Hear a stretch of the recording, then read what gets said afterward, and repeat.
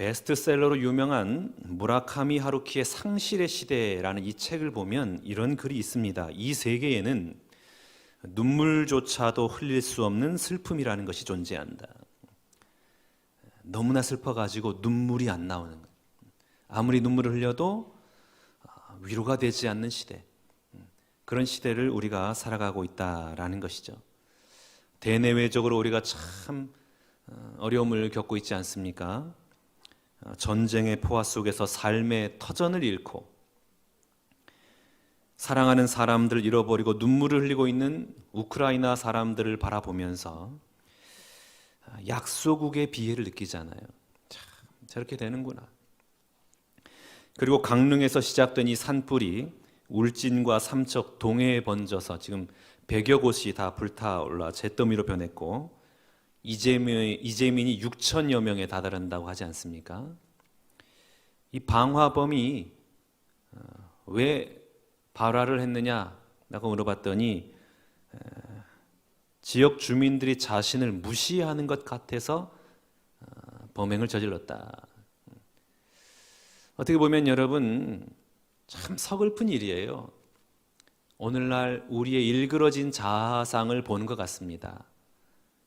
스트레스 받고 힘들고 사람들을 향해서 적대적이고 그러니까 화를 풀 곳이 없는 거예요. 그래가지고 산불을 낸 거 아닙니까? 참 안타까운 현실입니다. 또 코로나가 지금 3년째 진행되고 있는 동안 삶의 기반이 무너져버린 많은 가정들이 있습니다. 어디 가서 하소연하지도 못해요. 누구를 탓할 수도 없는 상황이기 때문에 시름만 깊어지는 것 아니겠습니까? 참 고통과 환난과 어려움 가운데 우리가 살아가고 있습니다. 오늘 고린도후서를 기록하고 있는 사도 바울 역시 우리보다도 훨씬 더 고통과 환난과 어려움 가운데 살아갔습니다. 그가 얼마나 힘든 고통과 어려움을 당했는지를 보여주는 구절이 있는데 고린도후서 1장 9절 말씀입니다. 우리 하나님의 말씀을 같이 한번 읽도록 하겠습니다. 시작. 줄 알았으니 이는 우리로 자기를 의지하지 말고 오직 죽은 자를 다시 살리시는 하나님만 의지하게 하심이라. 아멘. 사형 선고를 받았다. 죽을 만큼 고통이 임한 겁니다. 내 삶이 얼마나 처참했으면 내가 사형 선고를 받은 것과 같은 큰 역경과 고난을 당하고 있다라고 말을 하고 있습니다. 그러면 여러분 일반적으로 이런 상황에서는 우리가 어떻게 반응을 해야 됩니까? 주여 죽여주시옵소서. 하나님 저에게 왜 이러십니까? 제 인생 전부 다 바쳐가지고 그 예수의 피 묻은 복음을 증거하면서 살아갔는데 저에게 돌아오는 것이 형통이 아니라 형통은 고사하고 죽음의 선물이라니요. 이건 아니지 않습니까? 하나님 항변할 수 있잖아요. 그런데 오늘 사도 바울의 위대함이 바로 여기에 있는 것 같습니다. 사형 선고를 받은 것 같은 중한 고통과 환난과 어려움 속에서도 그가 고백하는 게 무엇입니까? 고린도후서 1장 9절 말씀 하반절을 보면 다시 살리시는 하나님만 의지하게 하심이라. 항변하고 원망하고 불평하는 것이 아니라 이 죽을 것과 같은 이 고통은 하나님만 의지하게 하시려는 하나님의 섭리구나. 그걸 지금 믿음으로 고백하고 있는 겁니다. 사도 바울이 하나님만 의지한다라는 것을 단적으로 보여준 예가 있습니다.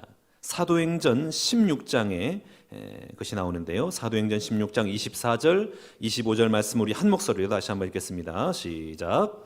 그가 이러한 명령을 받아 그들을 깊은 옥에 가두고 그 발을 착고에 든든히 채웠더니 하반중에 바울과 실라가 기도하고 하나님을 찬송하며 제수들이 듣더라. 아멘. 하나님을 찬송하며 죽음의 골짜기에서 감옥의 깊은 어둠 속에서 원망하는 것이 아니라 기도하고 하나님을 찬송했더라라는 겁니다.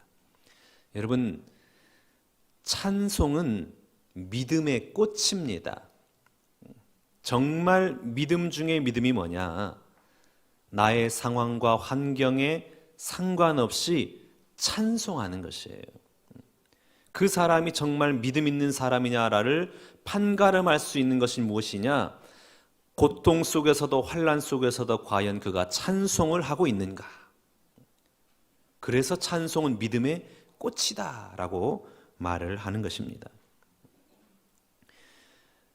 고통과 환난과 어려움 속에서도 찬송을 할 때에 우리 하나님의 은혜가 그곳에 임할 줄로 믿습니다. 사도 바울이 감옥에서도 하나님을 찬송했더니 착고가 풀리고 옥문이 열리는 하나님의 기적을 경험한 것 아니겠습니까? 그러면 여러분, 어떠한 순간에서도 여러분의 입술을 열어 하나님을 찬양하는 여러분 될 수 있기를 축복합니다. 찬양이 울려 퍼지는 곳에 하나님의 기적의 역사가 임하는 거예요. 찬양이 있는 곳에 하나님의 은혜가 임하는 것입니다. 사무엘상 16장 23절 말씀 봐볼까요? 한 목소리 같이 읽겠습니다. 시작. 하나님께서 부르시는 응령이 사울에게 이를 때에 다윗이 수금을 들고 와서 손으로 탄즉 사울이 상쾌하여 낳고 악령이 그에게서 떠나더라. 아멘. 사울이 악령 때문에 고통받고 있는데 바울이 찬양을 했더니 그 악령이 떠나갔더라. 찬양은 그런 겁니다, 여러분. 우리가 하나님을 찬양할 때 모든 어둠의 영은 떠나가고 죽음의 그림자, 절망의 그림자는 사라지고 하나님께서 공급해 주시는 힘과 능력이 임할 줄로 믿습니다. 찬양으로 하늘의 기적을 체험하는 우리 모든 신광교회 성도님들 다 되시기를 주님의 이름으로 축복합니다. 그렇다면 우리가 찬양할 이유가 어디에 있을까요? 오늘 본문을 통하여 우리가 찬양할 이유에 대해서 보기 원하는데, 첫 번째, 오늘 우리가 믿는 하나님은 예수 그리스도의 하나님이시기 때문에 그렇습니다. 오늘 본문 3절 말씀 같이 읽겠습니다. 시작. 찬송하리로다. 그는 우리 주 예수 그리스도의 하나님이시요 자비의 아버지시요 모든 위로의 하나님이시다. 아멘. 그는 우리 주 예수 그리스도의 하나님이시다. 하나님께서는 죄로 인하여 죽을 수밖에 없는 우리를 살리시기 위해서 독생자 예수 그리스도를 이 땅에 보내주신 것입니다.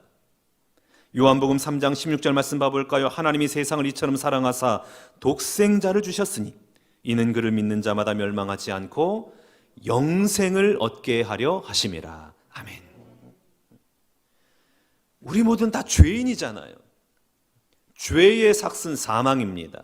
다 죽을 수밖에 없는 죄인입니다. 죄로 인해서 죽어야 할 운명이에요. 그런데 하나님께서 우리를 사랑하셔서 독생자 예수 그리스도를 화목제물로 내어주신 거예요. 그래서 예수 그리스도 때문에 우리가 죽어야 하지만 주님이 죽으시고 우리에게 영생이라는 선물이 주어지게 된 것입니다. 여러분, 아들을 내어준다라는 것, 참 마음 아픈 일 아닙니까? 저희 아버지가 살아계셨을 때에 무뚝뚝하셨어요. 감정을 표현하지 않은 아주 무뚝뚝한 아버지셨습니다.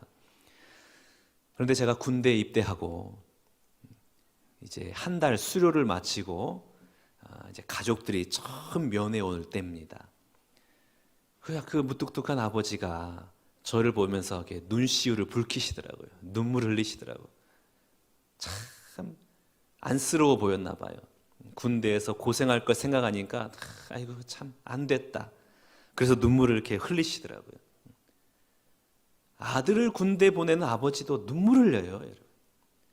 하물며 아들을 죽음에 내어주는 하나님 아버지의 그 마음이 얼마나 찢어지겠습니까? 말할 수 없는 거예요. 그럼에도 불구하고 우리 하나님은 우리를 사랑하셔서 우리를 살리기 위해서 독생자 예수 그리스도를 죽음에 내어주시고 우리가 영원한 생명을 누리게 된 것입니다. 그러니 여러분, 이것만으로도 우리가 어찌 하나님을 찬양하지 않을 수가 있겠습니까? 오늘도 장례를 치르는 가정이 있습니다. 이 장례를 치르는 가정 무엇으로 위로할 수 있겠습니까? 죽음은 두려운 것 아닙니까? 우리가 죽음 앞에서 어떻게 그 유가족들 위로할 수가 있겠습니까? 예수가 우리의 생명이 되기 때문에 누구든지 예수 그리스도를 나의 구주, 나의 하나님을 영접하면 영원한 생명, 하나님의 나라 천국에 들어가기 때문에 그 주님이 우리에게 생명을 주셔서 우리를 죽음에서 사망, 생명으로 옮겨주셨기 때문에 이 복음의 능력으로 말미암아 유가족들을 위로할 수가 있는 것입니다. 예수 그리스도로 말미암아 천국을 소유하였기 때문에 거기에 소망이 있고 거기에 위로가 있고 하나님의 평강이 임하게 되는 것이죠. 예수 그리스도 때문에 우리에게는 소망이 있는 것입니다. 예수님 아니었다면 우리는 천국도 모르고 그저 인생 이렇게 살다가 다 지옥에 빠질 그런 존재들이었습니다. 그런데 예수님께서 우리 대신 죽으심으로 말미암아 우리가 생명을 누리고 영원한 생명을, 영원한 안식을, 영원한 평강을 누리게 된 것입니다. 여러분, 이 좋은 예수님을 보내주신 그 하나님, 우리가 어찌 찬양하지 않을 수가 있겠습니까? 좋은 대학의 합격자 명단에 자기 이름이 있으면 펄쩍펄쩍 뛰잖아요. 서울대 합격자, 놀랍도록 뜁니다. 그리고 대기업의 입사 합격자 명단에 자식의 이름이 들어가 있으면 본인뿐만 아니라 모든 가족들이 기뻐서 뜁니다. 그리고 그 기쁨으로 이웃에게 떡을 돌려요. 좋다고, 잔칫날이라고. 하물며 우리의 이름이 하늘의 생명책에 기록되었는데 우리가 잔치하지 않고 기뻐하지 않고 찬양하지 않는다면 우리가 어떻게 하나님의 자녀다라고 말할 수가 있겠습니까? 그러니 여러분, 이 아침에 그 구원의 감격이 회복되는 여러분 될 수 있기를 축복합니다. 내게 좋은 일, 특별한 일, 기쁜 일이 발생하지 않더라도 다만 하늘 생명책에 내 이름이 기록된 것만으로도 하나님을 찬양하고 기뻐하고 하나님 앞에 영광 올려드리는 여러분 모두가 다 되시기를 주님의 이름으로 축복합니다. 자, 우리가 하나님을 찬양해야 할 이유 두 번째는 우리의 하나님은 자비로우신 하나님이시기 때문에 그렇습니다. 오늘 보면 3절 말씀 같이 한번 읽겠습니다. 시작. 찬송하리로다. 그는 우리 주 예수 그리스도의 하나님이시요 자비의 아버지시요 모든 위로의 하나님이시며. 아멘. 자비의 아버지시. 저는 이 강단에 설 때마다 늘 항상 부끄럽습니다. 여전히 내가 죽지 않고 혈기와 교만과 분노에 휩싸여서 살아갈 때가 너무나 많이 있어요. 그래서 강단에 서는 것이 참 부끄럽고 하나님 앞에 민망할 때가 많이 있습니다. 매일 주님과 동행하며 주의 말씀 붙들고 기도하면서 주님 은혜 안에 살아가야 되지만 그렇게 살아가지 못할 때가 너무나 많습니다. 나의 욕심과 탐욕의 길을 걸어갈 때가 너무나 많아요. 그래서 새벽마다 하나님 앞에 무릎을 꿇고 기도합니다. 하나님, 이 자격 없는 자를 목사로 세우시고 이 능력 없는 자를 리더로 세우시고 이 연약한 자를 강단에 세우시니 저는 이것을 감당할 수가 없습니다. 주여, 죄인인 저를 불쌍히 여겨 주옵소서. 자비와 긍휼과 은혜를 베풀어 주옵소서. 그렇게 기도할 수밖에 없는 거예요. 여러분, 우리가 행한 대로 하나님께서 다 갚으신다면 우리가 지금 이 자리에 있을 사람이 누가 있겠습니까? 내가 행한 대로 하나님이 다 갚으셨다면 우리는 이 자리에 설 수가 없는 존재인 것이죠. 주님 앞에 설 수 없는 죄인이지만 그러나 주님께서 끊임없이 우리를 용서하시고 우리를 사랑해 주시는 자비로우신 하나님이시기 때문에 오늘 우리가 여기에서 예배할 수가 있게 된 것입니다. 한번 따라해 볼까요? 나의 죄악보다, 나의 잘못보다, 나의 그릇됨보다 하나님의 사랑은 더 크십니다. 아멘. 우리의 잘못됨, 우리의 죄악됨, 그것대로 하나님께서 나에게 대하신다면 우리 다 이 땅에서 살아갈 수가 없는 존재인 것입니다. 그래서 이 자비로우신 하나님을 다윗이 노래한 곳이 있어요. 시편 103편 8절에서 11절까지의 말씀입니다. 우리 한 목소리를 같이 봉독하겠습니다. 시작. 여호와는 긍휼이 많으시고 은혜로우시며 노하기를 더하디 하시고 인자하심이 풍부하시도다. 자주 경책하지 아니하시며 너를 영원히 품지 아니하시리로다. 우리의 죄를 따라 우리를 처벌하지는 아니하시며 우리의 죄악을 따라 우리에게 그대로 갚지는 아니하셨으니 이는 하늘이 땅에서 높음 같이 그를 경외하는 자에게 그의 인자하심이 크심이로다. 아멘. 보세요, 얼마나 은혜로운 말씀입니까? 여호와는 긍휼이 많으시고 노하기를 더디하시고 인자하심이 풍부하시도다. 노를 영원히 품지 아니하시고 우리의 죄를 따라 처벌하지 아니하시고 죄악을 따라 갚지 아니하신 하나님, 그리고 그를 경외하는 자마다 그의 인자하심을 크게 나타내심이로다. 자비로운 하나님. 혹시 예배 가운데 지난 한 주간 동안 나의 죄됨, 나의 교만, 나의 불신앙, 나의 탐욕, 믿음으로 바로 살아가지 못하였던 그 무거운 마음 가지고 이 자리에 나오신 분이 계시더라면 우리 하나님 앞에 여러분의 마음을 다 쏟아 놓으시길 바랍니다. 그러면 자비로우신 하나님께서 그 한량없는 은혜 품에 안아주시고 여러분의 모든 완악함과 거짓됨과 불신앙을 용서하시고 은혜의 길로 인도해 주실 줄로 믿습니다. 그러니 여러분 예배할 때마다 자비하심이 한량없으신 하나님 아버지 앞에 나가 주여 주께 구하오니 내 영혼을 건져 주옵소서, 내 영혼을 건져 주옵소서, 그렇게 믿음으로 기도하며 나아가는 여러분 될 수 있기 바랍니다. 마음이 불안하고 마음에 근심이 있고 낙심되고 떨림이 있습니까? 자비와 긍휼이 풍성하신 하나님 앞에 나아갈 수 있기 원합니다. 그리하면 모든 지각에 뛰어난 우리 하나님의 평강이 그리스도 예수 안에서 여러분의 마음과 생각을 지키시고 모든 환난으로부터 친히 구원해 주실 줄로 믿습니다.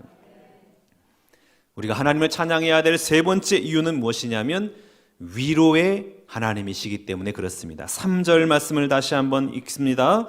찬송하리로다. 그는 우리 주 예수 그리스도의 하나님이시요 자비의 아버지시요 모든 위로의 하나님이시며. 아멘. 우리 하나님은 위로의 하나님이시요. 위로의 하나님. 우리 가운데 위로가 필요 없는 사람은 단 한 명도 없습니다. 우리 앞에서도 말씀드렸다시피 이 땅에는 환난이 있고 아픔이 있고 고통이 있고 눈물이 있고 시험이 있고 상처가 있습니다. 상처를 주고받지 않는 사람은 단 한 명도 없는 거예요. 다 저마다 상처가 있어요. 제가 이 고린도 후서를 읽으면서 느끼는 것은 무엇이냐면 참 사도 바울이 불쌍하다. 어쩜 이렇게 불쌍할까? 그런 느낌을 지울 수가 없어요. 왜냐하면 우리 사도 바울은 죽을 고비를 여러 번 넘기고 그리고 옥에 갇히기도 하고 맞아서 정신을 잃기도 하고 줄이고 목마르며 복음을 증거했습니다. 그런데 그에게 돌아온 것은 무엇이냐면 그런 수고에도 불구하고 존경이 아니라 오해와 비판의 시선이에요. 과연 저 사람이 사도가 맞는가?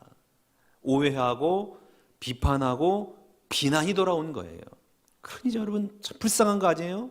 자신의 인생을 다 바쳐가지고 그 피 묻은 그리스도의 복음을 증거하며 살아가는데 사람들이 오해해요. 비판을 해요. 얼마나 불쌍합니까? 더군다나 자신이 창립한 고린도 교회 교인들마저도 이 사도 바울을 신뢰하지 못하고 의심하고 오해하고 비난을 하니까 사도 바울 얼마나 불쌍한 사람입니까? 그런데 고린도후서를 자세히 읽어보면 이 고린도후서 면면에 전체에 잔잔하게 깔려있는 사도 바울의 감정이 있는데 그게 뭐냐면 기쁨입니다.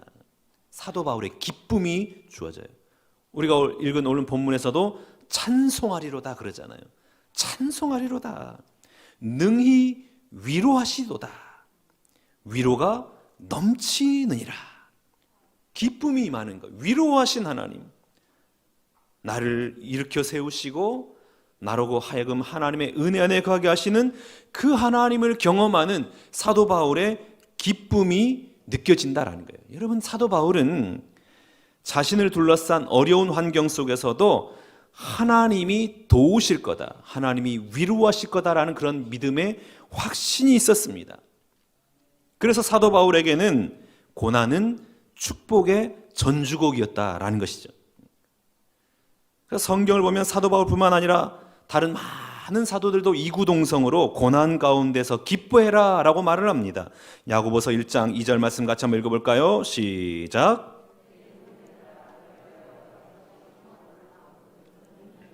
아멘. 온전히 기쁘게 여기라. 베드로전서 4장 12절 13절입니다. 시작.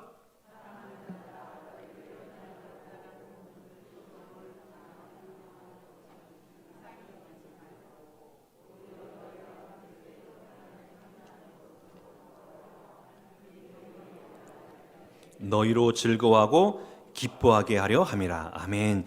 그리스도의 고난에 참여하는 것으로 즐거워해라. 고난을 즐거워하는 거예요.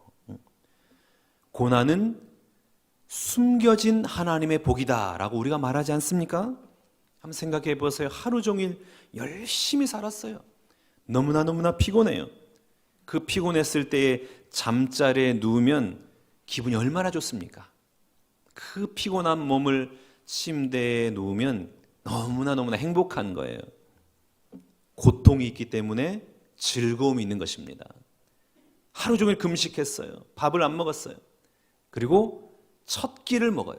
그러면 여러분, 그 밥은 이 세상 어떤 음식보다도 가장 맛있는 밥이 되는 겁니다.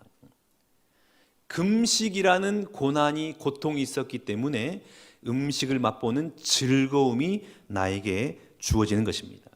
고통이 있어야 즐거움이 있는 것이고, 고통이 없으면 즐거움도 없는 것입니다. 물론 내가 잠을 자지 못하고 금식하고 고통 가운데 있는다고 해서 당연하게 기쁨이 임하는 것은 아닙니다.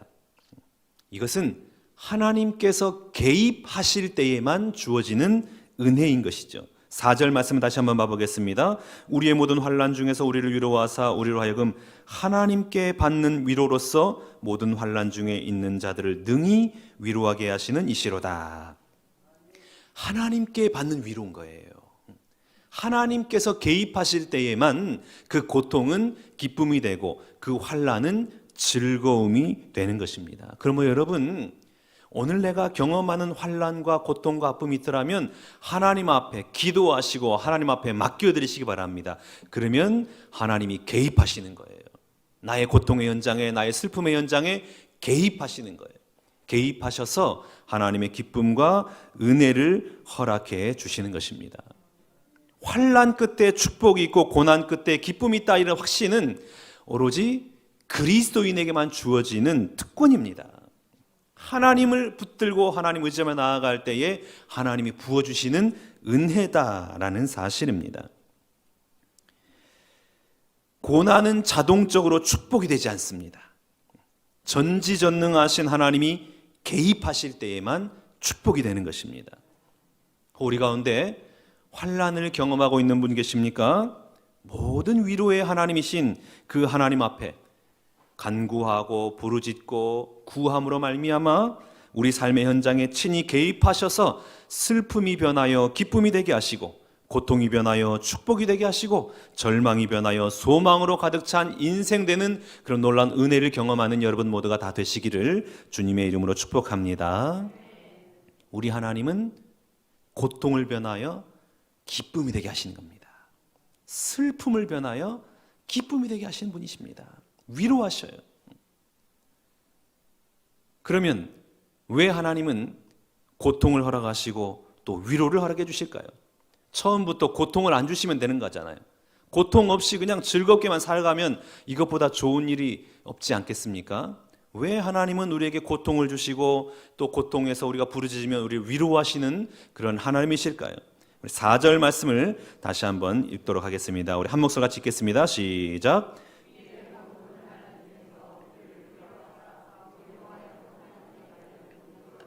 모든 환난 중에 있는 자들을 능히 위로하게 하시는 이시로다. 아멘. 환난 중에 있는 자들을 위로하게 하시기 위해서 우리에게 고통을 주시고 그 고통 속에서 하나님께 부르짖게 하시고 부르짖을 때에 하나님의 위로를 경험케 하시는 것입니다. 요 근래에 참 어려운 가정이 있어요. 자신의 힘으로는 도무지 감당하지 못할 그런 사태에 이르기까지 어려움을 당한 가정이 있습니다. 사기를 당했어요. 피해자가 고소를 했어요. 그래서 이제 법원에서 해야 될 지경에 있는 거예요. 그러니 여러분, 본인이 할 수 있는 일은 아무것도 없잖아요. 얼마나 낙심되고 얼마나 낙담되겠습니까? 그래서 제가 위로하려고 전화를 드렸어요. 권사님, 힘드시죠? 힘내세요. 그랬더니 그분이 뭐라고 말씀하신지 아십니까? 목사님, 이전에는 대충 하나님 앞에 예배했는데 오히려 지금은 마음을 다해서 하나님을 더 진실되게 예배합니다. 그전에는 대충 기도했는데 정말 하나님 살려달라고, 은혜 베풀어 달라고 하나님 앞에 간절히 기도합니다. 제가 할 수 있는 게 없으니까 그저 하나님 앞에 맡겨드립니다. 하나님의 은혜만 기다립니다. 저는 그저 감사합니다. 제가 위로하려고 전화했다가 제가 위로를 받았어요. 그분의 믿음의 그 도전 때문에 제가 도전을 받고 참 충격을 받고 감동을 받았습니다. 고난이라는 건 이런 거예요. 내가 받는 고난으로 말미암아 하나님의 은혜를 구하고 하나님의 은혜를 경험하면 내가 또 다른 사람을 위로하는 위로자가 되는 것입니다. 여러분, 우리가 이 땅을 살아가면 얼마나 많은 상처를 받아요? 어떤 사람은 아내 때문에 상처를 받습니다. 어떤 사람은 남편 때문에 상처를 받습니다. 어떤 사람은 애써 키운 자식 때문에 상처를 받고 어떤 사람은 시어머니 때문에 상처를 받습니다. 또 어떤 사람은 교회에서 상처를 받고 금전 거래 때문에 상처를 받고 친구 때문에 상처를 받고 수많은 상처에 놓이게 돼요. 그런데 우리가 이 상처받는 상황 속에서도 꼭 기억해야 될 사실이 있습니다. 그게 뭐냐? 우리 하나님은 위로하시는 하나님이십니다. 우리의 상처를 싸매어 주시는 하나님이십니다. 우리를 모든 환난과 고통에서부터 건져내 주시는 위로의 하나님이십니다. 하나님께서는 우리를 위로하셔서 능히 감당케 하시는 거예요.